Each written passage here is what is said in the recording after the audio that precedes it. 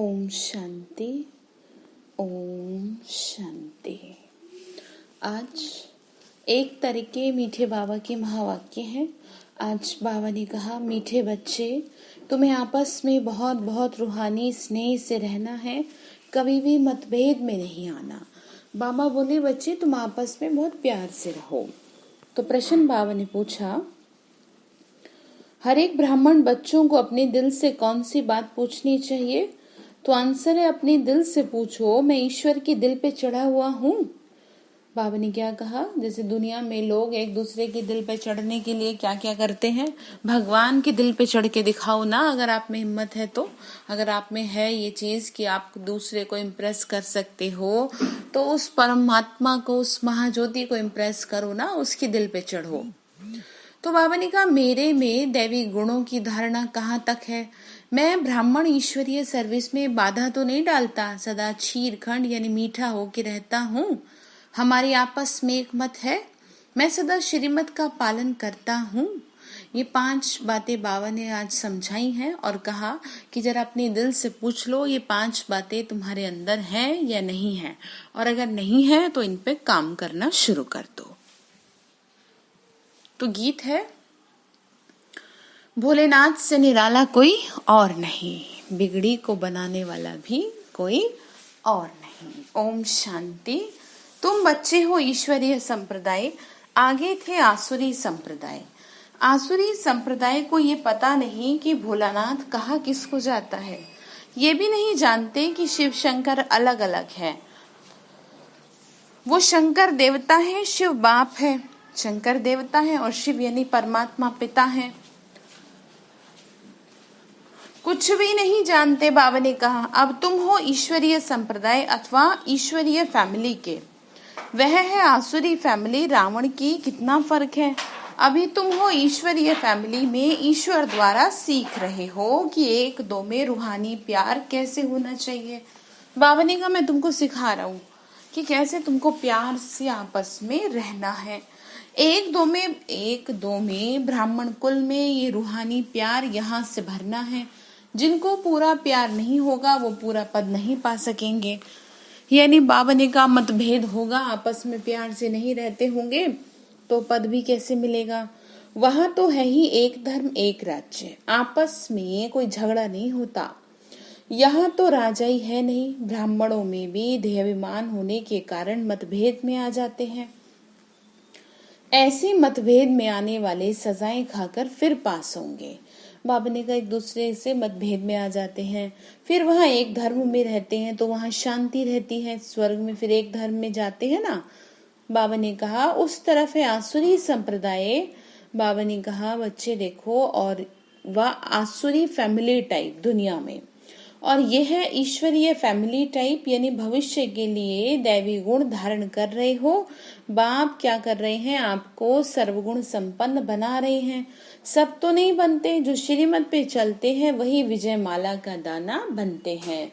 बात समझ में आ रही है आपको? बाबा ने क्या कहा, बच्चे जो मेरी मत पे चलेंगे वही विजय माला का दाना बनेंगे, जो नहीं बनेंगे वो प्रजा में आ जाते हैं। बाबा ने कहा, यहाँ तो डिटी गवर्नमेंट है, 100% प्योरिटी, पीस, प्रॉस्पेरिटी रहती है। इस ब्राह्मण कुल में अभी दैवी गुण धारण करने हैं। कोई तो अच्छी रीति दैवी गुण धारण करते हैं, दूसरों को कराते रहते हैं। ईश्वरीय कुल का आपस में रूहानी स्नेह भी तब होगा जब देह अभिमानी होंगे, मतलब आत्माभिमानी होंगे, तभी तुम एक दूसरे से प्यार से रह पाएंगे। शरीर के भान में रहेंगे तो मतभेद में आ जाएंगे। इसीलिए मना कर रहे हैं बाबा। इसीलिए पुरुषार्थ करते रहना। अंत में भी सबकी अवस्था एक रस एक जैसी तो नहीं हो सकती। फिर सजाएं खाकर पदभ्रष्ट हो पड़ेंगे, कम पद पा लेंगे। बाबा ने कहा, ब्राह्मणों में भी अगर कोई आपस में चीरखंड होकर नहीं रहते, आपस में लून पानी हो रहते हैं, दैवी गुण नहीं धारण करते, तो वो उच्च पद कैसे पाएंगे। बाबा बोले, लून पानी होने के कारण का ईश्वरीय सर्विस में बाधा डालते हैं, जिसका नतीजा क्या होता है, वह इतना ऊंच पद नहीं पा सकते। बाबा ने कहा, आपस में मतभेद के कारण ऐसा हो जाता है। फिर बाबा ने कहा, दूसरी तरफ माया लून पानी बना देती है। लून पानी समझते हैं ना? कैसे हो जाते हैं? नमकीन हो जाते हैं, मिठास चली जाती है जीवन से। जिस कारण सर्विस के बदले डिससर्विस करते हैं। तो बाप बैठ समझाइए, बच्चे तुम हो ईश्वरीय फैमिली के, ठीक है, ईश्वरीय परिवार के हो, तो आप थोड़ी ऐसे रहेंगे। ईश्वर के साथ रहते भी हो, कोई साथ रहते हैं, कोई दूसरे दूसरे गांव में रहते हैं। बाबा ने कहा कोई तो मेरे साथ ही रहते हैं, है ना, बाबा के पास रहते हैं, कोई कहीं रहते हैं, परंतु हो तो इकट्ठे ही ना, वो तो भारत में ही ना, और भारत में ही आते हैं बाबा। तो मनुष्य ही नहीं जानते शिव बाबा कब आते हैं, आकर क्या करते हैं। तुमको तो बाप द्वारा भी ये परिचय मिला है। बाबा ने कहा रचता और रचना के आदि मध्य अंत का ज्ञान तो तुम जानते हो ना। दुनिया को पता ही नहीं कि कैसे चक्र फिरता है। अभी कौन सा समय बिल्कुल घोर अंधियारा है। क्या कह रहे हैं बाबा? बच्चे देखो कौन सा समय है ये, बिल्कुल ही घोर अंधियारा है। अंधियारा कैसे है? देख रहे हैं ना, चारों तरफ काली अज्ञानता की अंधकार भरी रात है। जब ज्ञान नहीं है तो क्या है? अंधकार ही अंधकार है जीवन में। फिर बाबा ने आके कहा तुम बच्चों को रचता बाप ने आके सारा समाचार सुनाया है, कैसे कैसे तुम आते हो, कैसे मैं आता हूँ। साथ साथ समझाते भी हैं कि हे सालिग्रामो मुझे याद करो। यानी शिव के साथ सालिग्रामों को भी पूजा जाता है ना। तो बाबा कह रहे हैं तुम्हें मेरे साथ दुनिया पूजेगी तो तुम याद तो करो मुझे। ये शिव बाबा कहते हैं अपने बच्चों को, तुम पावन बनना चाहते हो ना, तो पुकारते तो तुम आए हो, तो अभी मैं आया हूँ। शिव बाबा आते हैं भारत को फिर से शिवालय बनाने। रावण ने वैशाल्य बनाया, खुद ही गाते हैं कि हम पतित और विशिष्ट हैं, यानी हम पतित बन चुके हैं। कहते हैं ना, मैं क्या हूँ, मैं मूर्ख खलखामी पाप हरो देवा, पापी हूँ, ऐसे कह देते हैं भगवान के सामने। तो भारत सतयुग में संपूर्ण निर्विकारी था। निर्विकारी देवताओं को विकारी मनुष्य पूजते हैं। बाबा ने कहा एकदम साफ सुथरा था। बाबा ने कहा फिर निर्विकारी ही विकारी बन जाते हैं, ये किसी को पता ही नहीं। निर्विकारी जो होते हैं ना, यानी जिनमें कोई विकार नहीं होता, फिर वही विकारों में लिप्त हो जाते हैं। तो इसीलिए तो भगवान को आना पड़ता है। तो दिखाया है ना कि जैसे जब पार्वती को क्रोध आया तो कैसे उथल पुथल मची। तो बाबा ने वही बताया कि जब तुम विकारी हो जाते हो तो क्या होता है, प्रकृति भी दूषित हो जाती है, प्रकोप होने लगता है प्रकृति का। तभी तो बुलाते हैं हे पतित पावन आओ, आकर निर्विकारी बनाओ। बाबा कहते बच्चे अंतिम जन्म तुम पवित्र बनो, बस मुझे याद करो तो तुम्हारे पाप कट जाएंगे। बाबा समझा रहे हैं प्यार से, जैसे आप अपने बच्चों को समझाते हैं तो बाबा समझा रहे हैं मुझे याद करो तो तुम्हारे पाप कट जाएंगे, तुम्हें कोई तकलीफ होगी नहीं। अच्छा ये तो है, पाप तो किए ही है हर किसी ने। ये नहीं कहा जा सकता कि कौन से जन्म में कैसा पाप किया, लेकिन कुछ ना कुछ तो गड़बड़ सभी से हुई है। तभी तो बाबा को आना पड़ा, समझाना पड़ा कि इस तरह गड़बड़ ना करो। तुम तमो प्रधान से सतो प्रधान देवता बन जाएंगे, फिर चंद्रवंशी क्षत्रिय फैमिली टाइप में आएंगे। इस समय हो ईश्वरीय फैमिली में, इस समय तुम मेरी छत्र छाया में हो। बाबा कह रहे हैं मेरे साथ हो तुम, क्योंकि मैं तुम्हारे को पाल रहा हूँ, तुम्हारा सुबह से मुझे ध्यान रखना पड़ता है। बाबा कह रहे हैं टाइम। फिर बाबा ने कहा टाइप मतलब ईश्वरीय फैमिली टाइप, यानी ईश्वरीय परिवार की तरह। फिर बाबा ने कहा दैवी फैमिली में 21 जन्म रहेंगे। इस ईश्वरीय फैमिली में तुम अंतिम जन्म पास करते हो। इसमें तुमको पुरुषार्थ कर फिर सर्वगुण संपन्न बनना है। तुम पूज्य थे, बरोबर राज्य करते थे, फिर पुजारी बने हो। ये समझाना पड़े ना, भगवान है बाप, हम उनके हैं बच्चे। बाबा है हमारे पिता, हम बच्चे हैं ना। तो फैमिली हो गई, जहाँ पिता और बच्चे हैं तो फैमिली तो होगी ना। फिर तो गाते भी तो हो ना, तुम मात पिता हम बालक तेरे, तुम्हारी कृपा से सुख घनेरे। तो फैमिली ठहरी ना। तो अब बाप से सुख घनेरे मिलते हैं, पर मिलेंगे कब? जब आप याद करेंगे। ऐसे फ्री में नहीं मिलते, याद करने से मिलते हैं। ठीक है। तो बाबा ने कहा तुम हमारी फैमिली बेशक हो, परंतु ड्रामा प्लान अनुसार रावण राज्य में आने के बाद फिर तुम दुख में आते हो तो तुम पुकारते हो। इस समय तुम एक्यूरेट फैमिली हो, यानी संगम पर दैवी फैमिली में जाने वाले हो। ठीक है, यहाँ पर क्या है, संगम पर ईश्वरीय फैमिली है। फिर तुमको 21 जन्मों के लिए वर्षा दूंगा। ये वर्षा फिर दैवी फैमिली में 21 जन्म कायम रहेगा। दैवी फैमिली सतयुग त्रेता तक चलती है, फिर रावण राज्य में होने से भूल जाते हैं। बाबा ने कहा रावण राज्य में होने से फिर भूल जाते हैं कि हम दैवी फैमिली के हैं, वाम मार्ग में जाने से आसुरी फैमिली हो जाती है। बाबा ने कहा 63 जन्म तुम सीढ़ी उतरते आए हो। बाबा ने कहा देखो कैसे तुमने इतना मतलब पाप कर लिए, इतना विकारी होते चले गए, 63 जन्म द्वापर कलयुग के जो जन्म है नीचे गिरते आए हो। तो ये सारी नॉलेज सब तुम्हारी बुद्धि में है, किसी को भी तुम समझा सकते हो। असल में तुम देवी देवता धर्म के हो। सतयुग के आगे था कलयुग, संगम पर तुमको मनुष्य से देवता बनाया जाता है, बीच में है ये संगम, ठीक है, अभी बनाएंगे देवता। बाबा ने कहा बच्चे समझाया जाता ना लक्ष्मी नारायण ने ये राज्य कैसे लिया। बाबा ने फिर आगे कहा उनसे पहले आसुरी राज्य था, फिर दैवी राज्य कब और कैसे हुआ ये तो बाप कहते हैं ना। कल्प कल्प संगम पर आकर तुमको ब्राह्मण देवता क्षत्रिय धर्म में ले आते हैं। मतलब बाबा ने कहा ये समझाते हैं कि बच्चे भगवान की फैमिली में है आप इस समय। सब कहते हैं गॉड फादर, परंतु बाप को ना जानने के कारण निधन के बन गए। भगवान को पुकारा तो बहुत, लेकिन क्षण भंगुर भी उसको आइडेंटिफाई नहीं कर पाए, इसीलिए निधन के हो गए। यानी जिसका कोई होता नहीं है धनी धोनी, मतलब जिसका कोई होता नहीं है तो उसको ऐसे कहते हैं। इसीलिए बाप आते हैं घोर अंधियारे से सोझरा करने। अब यहाँ पे क्या है, यहाँ पे दुनिया वाले तो बहुत है आपके साथ, परिवार भी बहुत है, लेकिन जिसकी वजह से आप दुनिया में हो, जिसके बच्चे हो, उसी को भूल गए तो फिर आपके तो सब हुए ना हुए बराबर है। इसीलिए बाप आते हैं घोर अंधियारे से सोझरा करने। अब स्वर्ग स्थापन हो रहा है, तुम बच्चे पढ़ रहे हो, दैवी गुण धारण कर रहे हो, ये भी मालूम होना चाहिए ना। शिव जयंती मनाते हैं, शिव जयंती के बाद फिर क्या होगा, जरूर दैवी राज्य की जयंती होगी ना। हेविनली गॉड फादर हेवन की स्थापना करने, हेवन में तो नहीं आएंगे। बाबा ने कहा बच्चे पहले करनी पड़ेगी ना स्थापना, तो तुम्हें फिर ट्रांसफर कर देंगे वहां के लिए। तो कहते हैं मैं हेल और हेवन के बीच में आता हूँ, जब नर्क समाप्ति की तरफ होता है और स्वर्ग आने वाला होता है, तभी मुझे आना होता है तुम्हारी खातिर। तो इसीलिए शिवरात्रि कहते हैं। तो रात में मैं आता हूँ, ये तुम बच्चे समझ सकते हो, जो समझते हैं वो औरों को भी धारण कराते हैं, दिल पर भी वो चढ़ जाते हैं। बाबा ने कहा जो खुद करते हैं वो मेहनत करते हैं, दूसरों का भी कल्याण करते हैं। जो मनसा वाचा कर्मणा सर्विस पर तत्पर रहते हैं, जैसी जैसी सर्विस उतना दिल पर चढ़ते हैं। कोई ऑलराउंड वर्कर्स होते हैं, सब काम सीखना चाहिए।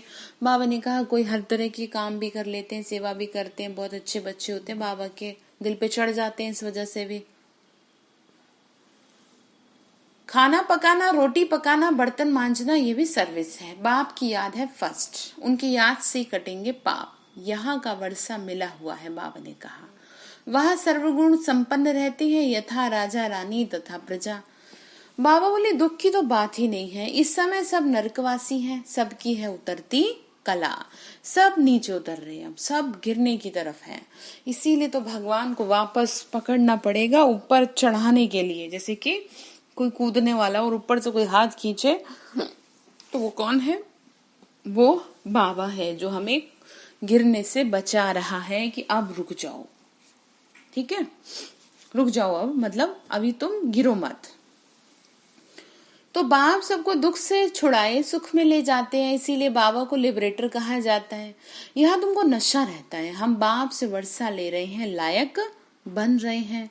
बाबा ने क्या कहा, तुमको वर्षा नशा रहता है ना इस बात का कि बाबा से मिल रहा है तुमको सब कुछ, ठीक है। लायक तो उनको कहेंगे जो औरों को राजाई पद पाने के लायक बनाते हैं, ये भी बाबा ने समझाया है। पढ़ने वाले तो बहुत आएंगे, ऐसे नहीं कि सब 84 जन्म लेंगे। बाबा ने कहा ज्ञान तो लेंगे ठीक है, लेकिन 84 जन्म सबका होगा ये कोई कहा नहीं जा सकता। जो थोड़ा पढ़ेंगे वो देरी से आएंगे, तो जन्म भी कम होते हैं होंगे। फिर कोई 80 कोई 82, कौन जल्दी आते हैं कौन पीछे आते हैं, डिपेंड करता है किस पर, आपकी पढ़ाई पर। पढ़ाई कौन सी, ये जो पढ़ाई है बाबा हम बच्चों को पढ़ा रहे हैं, इस पर डिपेंड करता है। साधारण प्रजा पीछे आएगी, उन्हों के 84 जन्म हो न सके, पीछे आते रहते हैं। जो बिल्कुल लास्ट में होगा वो त्रेता अंत में आकर जन्म लेगा, फिर वाम मार्ग में जाते हैं। बाबा ने कहा धीरे धीरे गिरते जाते हैं ना, क्या बिल्कुल देखो स्वच्छ और कैसे हो गए, फिर उतरना शुरू हो जाता है। भारतवासियों ने कैसे जो रस्सी जन्म लिए, उनकी सीढ़ी है। ये गोला है ड्रामा के रूप में, जो पावन थे वही अपतित बने हैं, फिर पावन देवता बनते हैं। बाप जब आते हैं तो सबका कल्याण होता है। बाबा ने कहा मेरा आने का जो पॉइंट ऑफ व्यू है वो होता ही है कि तुम्हारा कल्याण कर सकूं, इसीलिए इसको ऑस्पिशियस युग भी कहा जाता है, कल्याणकारी युग भी कहते हैं। बलिहारी बाप की जो सबका कल्याण करते हैं। शुक्रिया बाबा का करो जो बाबा ने आपका कल्याण किया, ये ज्ञान आपको प्राप्त हुआ। सतयुग में सबका कल्याण था, कोई दुखी नहीं था, तो ये तो समझाना पड़े ना कि हम ईश्वरीय फैमिली टाइप के हैं। ईश्वर सबका बाप है। यहाँ बाबा ने कहा यहाँ ही तुम माता पिता गाते हो, वहां तो सिर्फ फादर कह देते हैं, वहां तो सिर्फ फादर कहा जाता है, माता पिता तो तुम यहाँ गाते हो ना, कि कैसे गाते हो ना कि तुम मात पिता हम बालक तेरे, या तुम ही हो माता पिता तुम ही हो। सबके पेरेंट्स अलग अलग है, लेकिन फिर भी गाते हैं, तो वो कोई तो एक होगा जिसके लिए ऐसे गा रहे हैं। थोड़ा सा बुद्धि चलाएं। यहाँ तुम बच्चों को माँ बाप मिलते हैं, वहां पे बाबा ने कहा यहाँ तो बच्चों को अडॉप्ट किया जाता है, फादर क्रिएटर है तो मदर भी होगी, नहीं तो क्रिएशन कैसे होगी? किसके थ्रू करते हैं? ब्रह्मा, माँ भी है ना, तो ब्रह्मा बाबा के थ्रू, इसीलिए मम्मा को दिखा दिया फीमेल के तौर पे, ठीक है ना। लेकिन ज्ञान तो ब्रह्मा बाबा के थ्रू ही बाबा ने हम बच्चों को दिया। तो बाबा ने कहा हेवनली गॉड फादर कैसे हेवन स्थापन करते हैं तुम जानते हो, ना विलायत वाले जानते, कोई नहीं जानता, तुम जानते हो। नई दुनिया स्थापन हो रही है। बाबा ने कहा तुम्हारे को ये बुद्धि अभी आई है, ठीक है ना। अभी तुम संगम पर हो, बाप समझाते हैं बच्चे मामी कम याद करो, आत्मा को याद करना है ना। परम पिता परमात्मा को, आत्माएं और परमात्मा अलग रहे बहुकाल। सुंदर मेला कहाँ होगा? यहाँ पर होगा, जब सुंदर यानी सदगुरु मिला दलाल, सुंदर मेला जरूर यहाँ ही होगा। मतलब ये मेला ही तो है, बात हम बच्चों का, भगवान से हम मिलते हैं। बाबा बोले परमात्मा बाप कहाँ आते हैं? इसको कहा जाता है कल्याणकारी सुंदर मेला। माउंट आबू, भारत भूमि पर माउंट आबू जो है, वहां पर क्या होता है? सुंदर मेला होता है। हम आत्माओं का मिलन होता है शिव बाबा से। जीवन मुक्ति का वर्षा सबको देते हैं, जीवन बंध से छूट जाते हैं। शांति धाम तो सब जाएंगे, फिर जब आते हैं तो सतो प्रधान रहते हैं। धर्म स्थापन अर्थ आते हैं नीचे, जब उनकी जनसंख्या बढ़े तब राजाई के लिए पुरुषार्थ करें, तब तक कोई झगड़ा आदि नहीं रहता। बाबा ने कहा जब आते हैं तो धीरे धीरे हो जाती है ना चीजें तो शुरू। सतो प्रधान से बाबा ने कहा रजो में जब आते हैं तब लड़ाई झगड़ा शुरू कर देते हैं। पहले सुख फिर होता है दुख। अब बिल्कुल ही दुर्गति को पाया है ये भारत। बाबा ने कहा कि बच्चे इस कलयुग की दुनिया का विनाश, फिर सतयुग की दुनिया की स्थापना तो निश्चित है। अब जो जैसा पुरुषार्थ करेंगे उसी अनुसार विष्णुपुरी का मालिक बनेंगे। ये समझने की अच्छी अच्छी बातें हैं। तो इस समय तुम बच्चों को बहुत खुशी में रहना चाहिए कि हम ईश्वर से भविष्य के जन्मों का वर्षा पा रहे हैं। जितना मेहनत करेंगे अपने को एक्यूरेट बनाएंगे। बाबा ने कहा तुम्हें एक्यूरेट बनना है। घड़ी भी लीवर और सिलेंडर होती है ना, पहले होती थी ना ऐसी घड़ी, लीवर बहुत एक्यूरेट होती है। बच्चों में भी कई एक्यूरेट बन जाते हैं, बाबा ने कहा कई अनएक्यूरेट हो जाते हैं तो पद भी कम हो जाता है। पुरुषार्थ करके एक्यूरेट बनना चाहिए। अभी सब एक्यूरेट नहीं चलते। तदबीर कराने वाला तो एक बाबा ही तो है, तकदीर बनाने के पुरुषार्थ में कमी है। बाबा बोले बच्चे तुम्हारी जो तकदीर बननी है तुम उसमें मेहनत नहीं कर पा रहे हो, तुमको तो बहुत अच्छे से मेहनत करनी है उसके लिए। बाबा ने कहा श्रीमत पर ना चलने के कारण, आसुरी गुण ना छोड़ने के कारण, योग में ना रहने के कारण ये सब होता है। समझ में आ गई बात? कैसे होता है? नहीं रहते योग में, इसलिए हो जाती है ऐसी चीजें। योग में नहीं है तो फिर जैसे पंडित है, योग कम है तो बाबा ने कहा योग कम है इसीलिए शिव बाबा की तरफ लव नहीं रहता। धारणा भी कम होती है, वो खुशी नहीं रहती। बाबा ने कहा शकली जैसे मुर्दों में सल रहती है। तुम्हारे फीचर्स तो सदैव हर्षित रहने चाहिए। बाबा ने एकदम हर्षित मुखड़ा रहना चाहिए तुम्हारा, ऐसे लटका हुआ सा मुरली सुनते हुए भी चेहरा मुस्कुराता रहे आपका।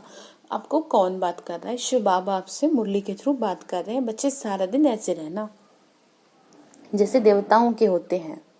बाप तुमको कितना वर्षा देते हैं। कोई गरीब का बच्चा साहूकार के पास जाए तो उनको कितनी खुशी होगी, तुम बहुत गरीब थे, अब बाप ने अडॉप्ट किया है तो खुशी होनी चाहिए। हम ईश्वरीय संप्रदाय के बने हैं, परंतु तकदीर में नहीं तो फिर किया जा सकता है।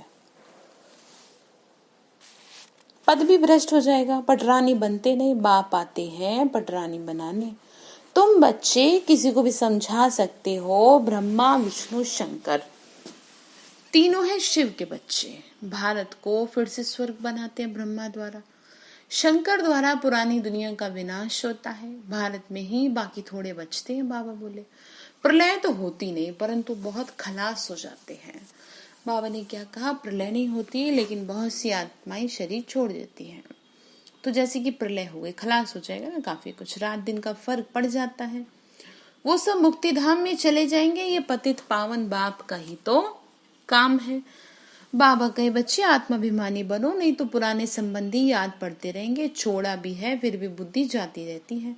नष्ट मोह है नहीं, इसको वह विचारी याद कहा जाता है। सदगति को पा नहीं सकते क्योंकि दुर्गति वालों को याद करते रहते हैं। बाबा ने कहा कैसे होगी तुम्हारी सदगति? तुम मुझे तो याद करते नहीं, और जिससे दुर्गति होती है उसको तुम याद करते रहो 24 घंटे हैं।